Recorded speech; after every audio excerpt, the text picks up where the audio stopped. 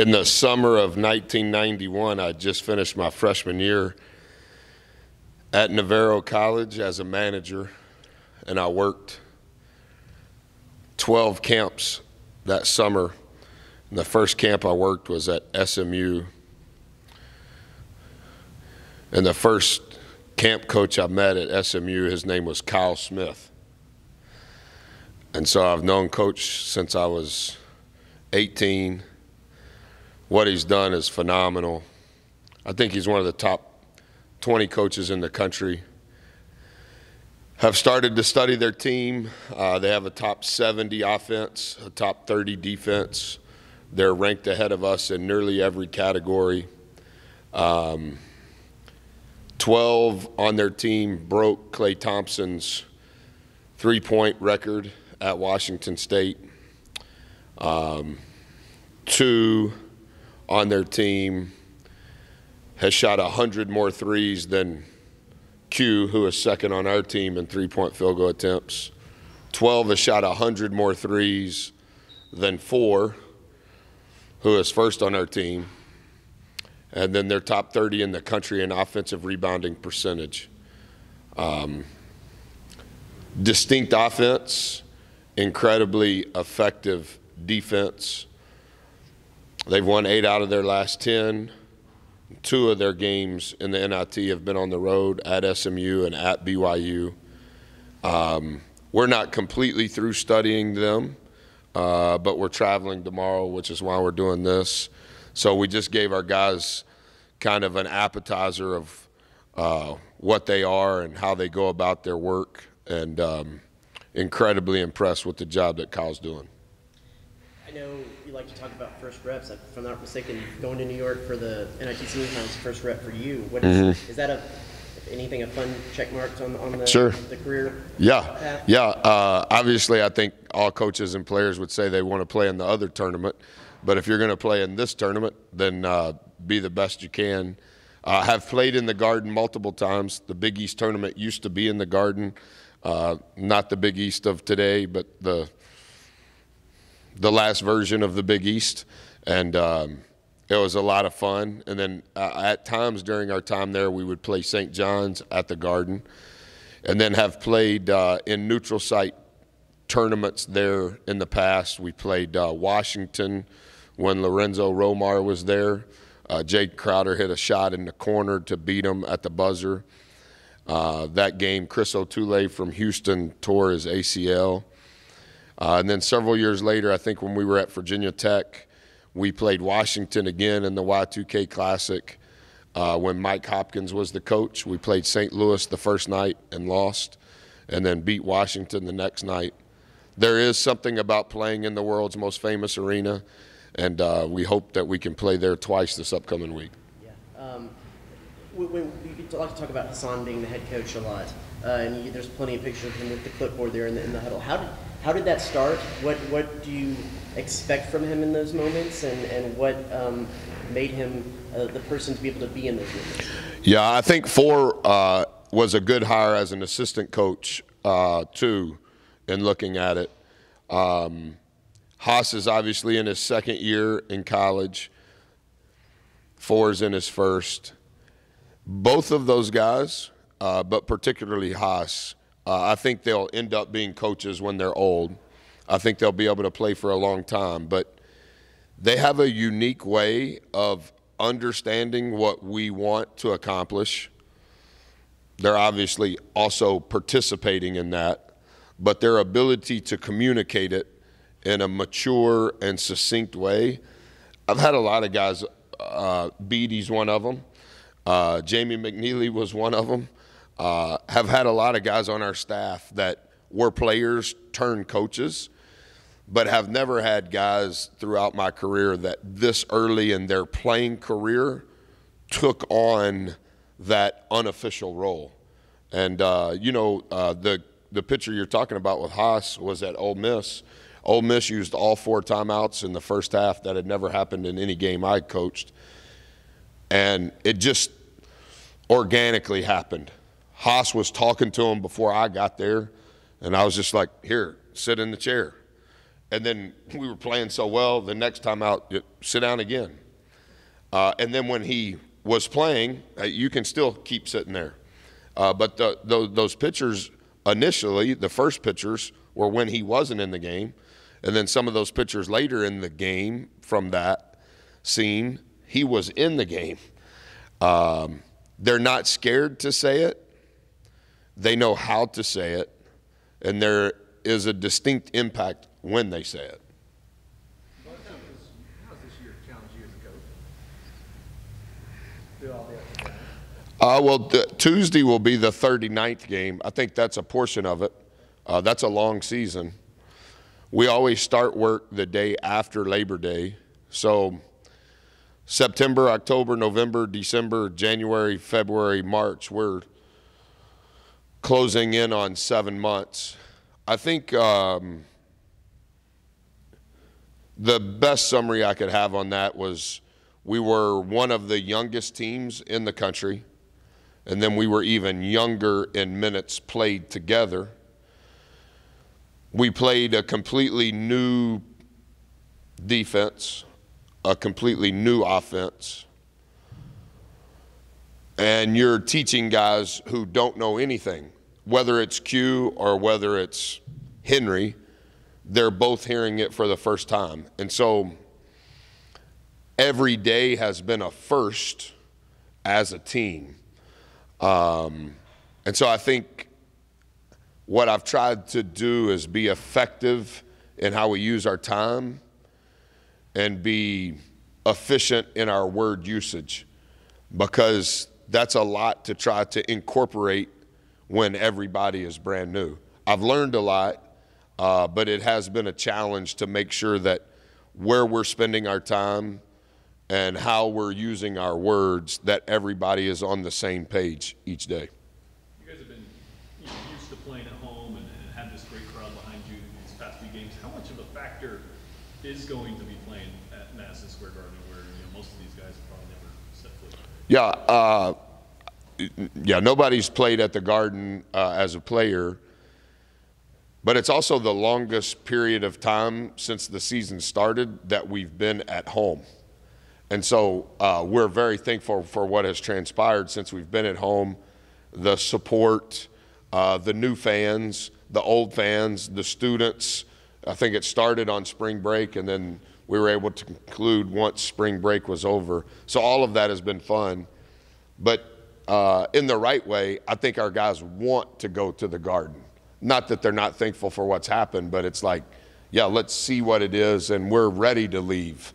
Because then conference play, for the most part, you're traveling once a week. Well, we haven't. It's been good for me because I'm old, and I get to stay in my bed every night. But for our guys, they're like, yeah, Coach, it's time let's go see something else. And to be able to do it in New York, I think is really cool. And you kind of talked about it. Every team wants to be in the tournament, but if you're going to be here, make the most of it. How I guess focused have these guys been on, hey, let's take care of business each game? The best that you could possibly imagine. The best. It's I think it's 32-15 at halftime on Wednesday, and I'm telling them we have to show more maturity than we've ever shown because of what's at stake over the next 100 minutes. And from a maturity standpoint, considering their age and experience, I think it's been the greatest attribute of our team is their character has allowed them to have the maturity required, even though they don't have the wisdom to know what's coming next. I think it's been phenomenal. Where did the idea for shooting with Buzz come in this summer? And yeah. Has the gains been relational shooting percentage? What's been the biggest gains and the biggest positives of that? Well, it started because, in the summer you get 4 hours a week. I think it was 9 new guys. So I wanted to try to figure out a way coming off of COVID and all of the protocols and having, in essence, a completely revamped roster. How can I spend some time working while at the same time not screaming, while in an unspoken way they know I'm trying to invest in their life and in their game. How can we do that? And then how can we do that and not use too much of the 4 hours? Because we have a brand new offense and a brand new defense, and they need to be in the weight room, and they need to play open gym, and we need to have OTAs. So as you saw, how can we develop the routine so that we're not spending time, okay, do it this way this time, do it this way. So we played a different game in summer one than what you saw. And then we were keeping track of shots attempted, shots made, percentage, time. And so we just kind of continued to build on how to make it more competitive. So when we went into summer session 2, the 4 best shooters started playing a different game. Well, Boots wasn't here, and not everybody was here for summer 1. And it ended up being, I still have the numbers, it was, of my time, it was like 77 hours and a certain number of minutes. Here was the total number of shots attempted by Texas A&M, the number of shots made. In September, because we do individuals with Buzz, that's probably not the right time to also do shooting with Buzz. They're kind of diametrically opposed. And Q and Haas brought it to me in January and said, Coach, I know when it was.